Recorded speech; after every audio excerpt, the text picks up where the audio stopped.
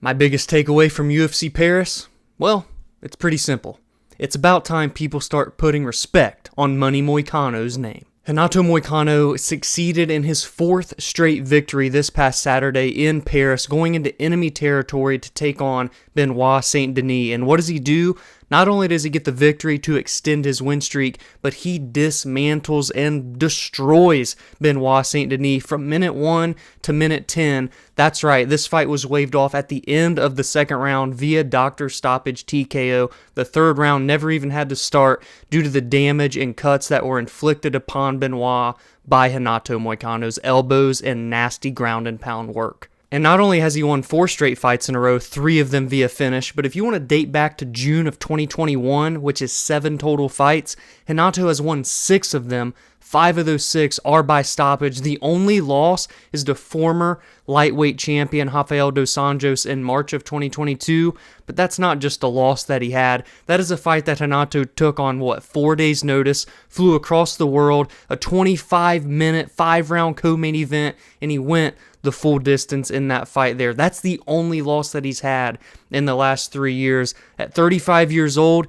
yes, maybe hitting his stride a little bit later than what some other fighters do, especially at the lower weight classes, but Renato Moicano is absolutely in his prime, and he is surging right now, potentially 1 win away from a title shot. Let's talk about what could be next for the money man. So after this performance here, where quite literally he implemented a perfect game plan that Benoit Saint Denis could not defend, could not have the answers to the problems, Renato took Benoit down at will, kept him on the ground, and landed some of the most brutal ground and pound that we've seen so far in 2024. The damage after just the first round was absolutely insane. The fact that he just continued to wear on that damage and make it worse in the second round, the doctors and the referee had seen enough. Quite frankly, I had seen enough from a viewer's perspective. It was the right call for Benoit Saint Denis' safety. The rightful victory and finish goes toward Renato Moicano in this incredible main event performance. Now, what awaits him after such a big win in enemy territory in a main event spot against a fellow top 15 fighter? Surely we're pushing this guy closer to the top 5. I think even after this victory, come Tuesday morning, yes, he fought backwards 1 spot. I could see him climbing the ranks here. If you want to just look ahead, ahead of Money Moicano is Max Holloway, who, let's be honest here, yes, he knocked out Justin Gaethje at lightweight, but he's about to fight for the featherweight title. I think it's okay if Renato passes up Max in the lightweight standings. And then tied with Max at the number 9 spot, because we love ties in the UFC rankings, right? Anyways, is Rafael Fiziev. Now, he's currently still out due to his injury that he suffered in his fight with Mateusz Gamrot. Probably should be returning soon, maybe not by the end of the year, but surely in the beginning stages of 2025, one would think. But being that he's had this time off, had this injury, I'm okay with Renato going there to the number 9 spot. So if we look ahead, let's say Renato gets to number 9 come Tuesday morning. The 3 names that all make sense in terms of next bouts that are ranked ahead of Renato, that are all fresh matchups, someone that he's never fought before. At number 8, you have Mateusz Gamrot. He's coming off of a loss to Dan Hooker. You have Beneil Dariush, who's coming off of a loss at number 7. And you have number 5 ranked Dan Hooker. Now, I know that I said after Dan Hooker's most recent performance, his win streak, his huge win over Mateusz Gamrot, I wanted to see him get essentially a number 1 contender fight with Charles Oliveira. However, we saw the UFC go a different direction. Charles Oliveira is booked to face Michael Chandler at UFC 309 in a co-main event in Madison Square Garden. So being that Dan Hooker's without a dance partner, Arman Tsarukyan is going to be fighting Islam Makhachev potentially in January. Dustin Poirier, yeah, he's still there, but I don't think he's going to want to really mess with Renato Moicano if he decides to fight again. I think he's really aiming towards a trilogy with Justin Gaethje. Booyah. That's what you do next. As much as I don't want Dan Hooker to fight backwards, he can look to extend his win streak against someone else that has a huge win streak. The biggest win streak in the division in terms of people that are behind Hooker in the rankings would be Renato Moicano. Put those two together. It's essentially like Dan Hooker versus Charles Oliveira, just one step down, right? Renato, known for his jiu-jitsu, all of the finishes that he's tallied up, the win streak that he's on, it's a pretty good second option if we're not getting Hooker versus Oliveira. You could still say that it could be a number one contender fight. I know a 9 versus 5 doesn't necessarily seem that way, but if you really dig into it, the win streaks that they would both be on, assuming whichever of them win, would be massive. Dan Hooker is on a 3-fight win streak right now, if I'm not mistaken. He could make it 4. Renato Moicano is on a 4-fight win streak, looking to make it 5. I think that's what we do next, and I think you do a main event on a fight night card. Renato Moicano, Dan Hooker, violence guaranteed, title shot, well, maybe guaranteed. And for Benoit Saint Denis, definitely a tough pill to swallow him here, getting his first UFC main event in his home country of France, and he doesn't get the job done. Now has lost 2 straight fights, now has been finished in 2 straight fights, but still just 28 years old. I think he can bounce back from this. I think he can right the ship. Now, can he climb as high as maybe we once thought? To be determined, right? He's going to just now enter into his prime years, 29, 30, 31. So, and again, like before this, it was Dustin Poirier. And like I said on Friday, I'm not going to say he didn't deserve the, opportunity to face someone so big as Dustin Poirier, but just rankings-wise, competition-wise, it didn't make too much sense. He probably should have fought someone like Moicano in March instead of here in September, but now he's lost to both of them. I think it's time definitely for a step back. Now, does that mean he fights someone outside of the rankings? Maybe. I think a fight with someone like Joel Alvarez would be very entertaining. 2 guys that are big-time finishers, maybe a Claudio Puelles, even someone like Matt Frevola, who we saw lose last night. Maybe even Firas Ziam, Paris versus Paris, France versus France. Names like that would make sense for Benoit Saint Denis. I don't think he's going to be fighting up again anytime soon until he puts together another 1, 2, or 3 victories. So let me know in the comments below, what do you think about this performance, first and foremost, from Renato Moicano, the win streak that he's on, the names in which he's doing it against, doing it via finish, and very convincing finishes at that. 6 of his last 7 are victories. How far do you want to see him climb in the rankings come Tuesday morning? And depending on how far you want to see him climb, how far do you want to see him go in terms of his next opponent? Will it be a title eliminator? Will it be against number 5 Dan Hooker? Give me all of your thoughts in the comments below. And from the main event, let's move into the co-main event where we had a big time fight in the middleweight top 10 where we saw the number 4 ranked Nassourdine Imavov get the unanimous decision victory over the number 8 ranked Brendan Allen. Prior to this fight, Brendan Allen was on a 7-fight win streak, 5 of them via submission. Nassourdine was on a 2-fight win streak against notable names Roman Dolidze and Jared Cannonier, a top 10 fighter and a former title challenger. Here, something had to give. A win streak had to be snapped, and someone had to push their way forward in this very, very active and constantly changing and churning middleweight division. And the man that's going to take that next step is Nassourdine Imavov. You could argue that after that victory and finish over Jared Cannonier, he kind of had solidified himself as a number 1 contender, maybe not a for sure, but definitely in the title discussion, right? And now that conversation moves even more toward a title shot and a more solidified chance at a title shot after ending the surging Brendan Allen and fighting adversity here, because in the first round, Brendan Allen dominated this fight. No, he didn't threaten to finish or, land nasty ground and pound lock-in submission attempts, but Brendan got Nassourdine down early in that first round. It did not let him up, had ground control the entire time. Nassourdine was down 0-1, right? And he had no choice but to turn the table, and that is what he did in rounds 2, rounds 3. He stuffed all the takedowns. He controlled the fight, made it at his pace, and got the better shots landed in the exchanges on the feet. Really showed in this one that Brendan Allen does have a couple more steps in terms of evolving his game. And I believe, Nassourdine's 29, Brendan's 28. Both of these guys haven't even hit their prime yet and have already accomplished big things in the UFC. So for Brendan, yes, the win streak gets snapped, but he's like 12-3 in the UFC. The guy still is very legit in this 185-pound division. But for Imavov, what do we do here? I think it is going to take one more fight. I think it's going to take one more fight and one more victory. Now, who can it be against? Because, as I did on Friday, let's just recap and talk about the division right now. Dricus du Plessis just defended his title against Israel Adesanya. It seems as though former champion Sean Strickland, after his victory over Paulo Costa, is going to get that rematch with Dricus for the next 185-pound championship fight.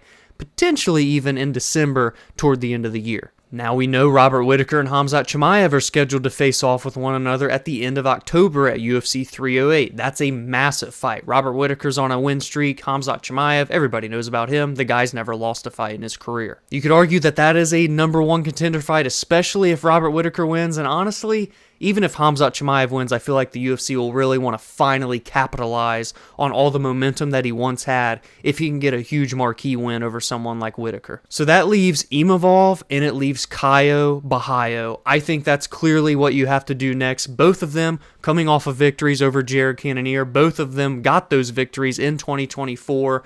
Both of them on win streaks. For Imavov, 3 in a row, all against ranked fighters. Caio Borralho, undefeated in the UFC. What is it now, 6 or 7-0 if I'm not mistaken? None bigger than his fight of the year contender with Jared Cannonier in August.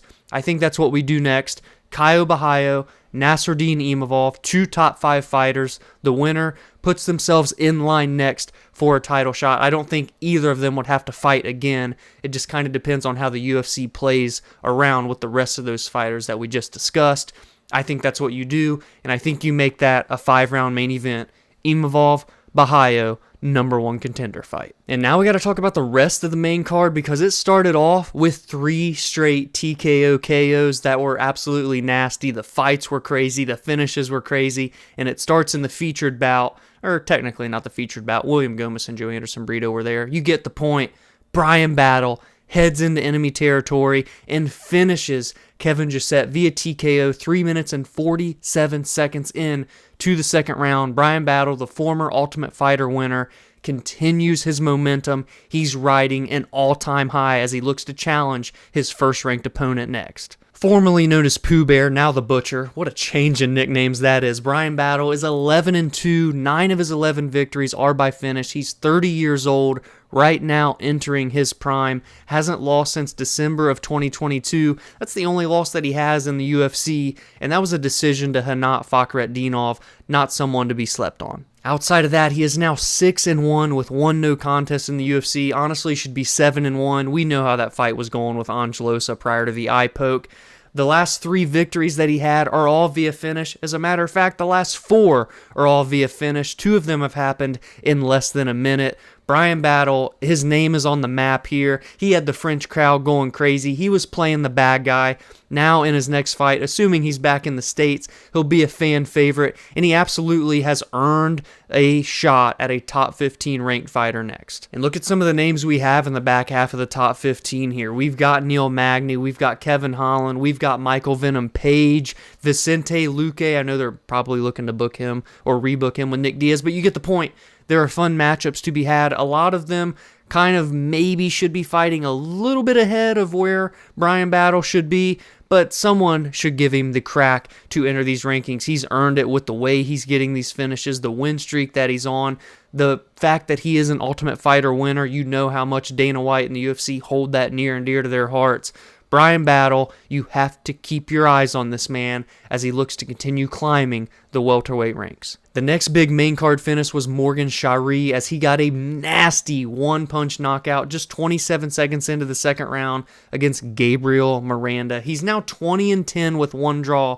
Not the prettiest of records, right? But if you dig into it, a lot of those fights against high-level competition, against Cage Warriors fighters, we've got names in there such as Paul Hughes even, who's a big deal that just recently signed with the PFL. He's a loss in the UFC was against Chepe Mariscal, a fight that you could argue Morgan won. He took him to the brink, and that was a split decision. Not many people can say they took Chepe to the brink. It's usually Chepe that takes his opponents to the brink. He's got 2 nasty finishes in the UFC, so 2-1 now in this featherweight division. This division's firing on all cylinders right now. He's a nasty, nasty striker, high level, technical, clearly powerful after this one-shot finish, and he's still only 28 years old. To have 31 pro fights at just 28, the future is bright for Morgan. I look forward to seeing what he can do in this featherweight division. I wouldn't be surprised if he gets one more win and then cracks into the rankings or gets a ranked fighter. And kicking off the main card was a lightweight banger between Frenchman Firas Ziam and Matt Frevola, former top 15 lightweight. Ziam extends his win streak to 4, none bigger than this one right here because it was the only finish of this 4-fight win streak. And honestly, it should be in the discussion for knockout of the year as he landed one of the nastiest Muay Thai clinch knees that you will ever see. Put Frevola out cold, asleep on the canvas in a fight that Ziam was on his way to winning, but in a fight that was super competitive and very fan-friendly. The crowd was going bonkers throughout the night. Probably not bigger than the noise that came from the arena after this insane knockout. Ziam has quietly got a very good record in the UFC. He's 16-4 overall. He's finished 10 of those 16 victories. He's won 6 of his last 7 fights. 27 years old, long, rangy, 6-foot-tall lightweight.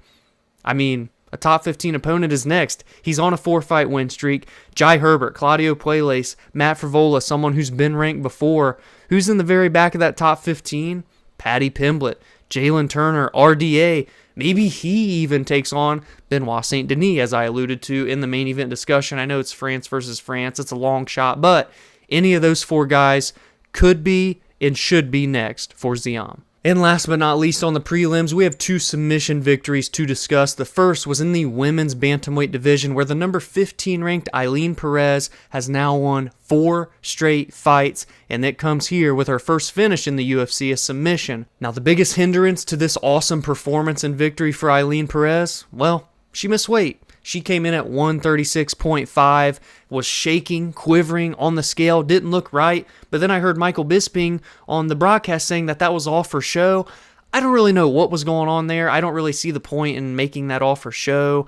But then, the athletic commission wouldn't allow her to de-dress fully with the box around her to maybe try and get that extra half pound off. Weird circumstances regarding the weight cut of Ailin Perez, but regardless, she looks strong, as she usually does, physically just much stronger than a lot of her UFC opponents thus far. She's 11-2, 6 finishes, 29 years old, and as I said, on a 4-fight win streak now in the women's bantamweight division, a division that desperately needs big-time prospects. Her and alongside Jacqueline Cavalcanti, who also got a win on this card, are the kind of They're leading the surge of prospects in the women's bantamweight division here. So for Ailin, if she can get the weight miss in hand, assuming that it was a legitimate problem and she didn't miss weight on purpose. Again, I don't really know what happened there. She came in a half pound over, which is a small miss at the end of the day, but a weight miss is a weight miss. She gave up 20% of her purse to her opponent. What do we do next with Ailin? She has her eyes set on someone such as Kayla Harrison. She's called her out in her most recent fight, not even on Saturday night. So she has her eyes toward climbing to the top. Probably good for her that the title and Kayla Harrison and Ketlin Vieira is happening this coming weekend. The pieces in the women's bantamweight division will continue to move as she continues to move toward the top 10 and potentially the top 5 next. So a big matchup. Will be next for her, someone that is ranked above her. If she can get the weight miss in hand and get another victory, then we can really start talking about her being a threat toward title contention. And the other submission on the prelims was Chris Duncan in the very first fight of the night. He improved to 12-2, 3-1 in the UFC, a Dana White's Contender Series alum. He put Bolaji Oki, a fellow Dana White Contender Series alumni, to sleep with a guillotine choke. This was a weird one. I've never seen one like this. He locked in the guillotine choke. It was very tight. Very, very tight. Oki was fighting it off. It seemed as though he had finally, gassed out his arms. Oki popped his head out. It was like, okay, now he's in, full guard. He has top control. But he was actually asleep. When his head popped out, Chris Duncan said, "Hey ref, he's asleep." He gets the victory, has now won 3 of his 4 UFC fights. The only loss was to then undefeated, absolutely talented, surging Manuel Torres, who we saw just lose at Noche UFC. And his only other loss was on Dana White Contender Series in 2021, and that was to Slavaklaus Vyachev Borshov. Well, he did get finished in that fight, but still, the competition in his losses is very good. Been finished in both of those losses, so he is kill or be killed. He toned that fight style down a little in a couple of his UFC victories, but 31 years old, from Scotland, right in his prime, Chris Duncan, big time finish to crack off the card. So let me know in the comments below all of your thoughts and your biggest takeaways from UFC Paris. What did you think of the card overall, and especially those top 2 fights, the co-main event and main event big things are in store for the lightweight divisions, Renato Moicano,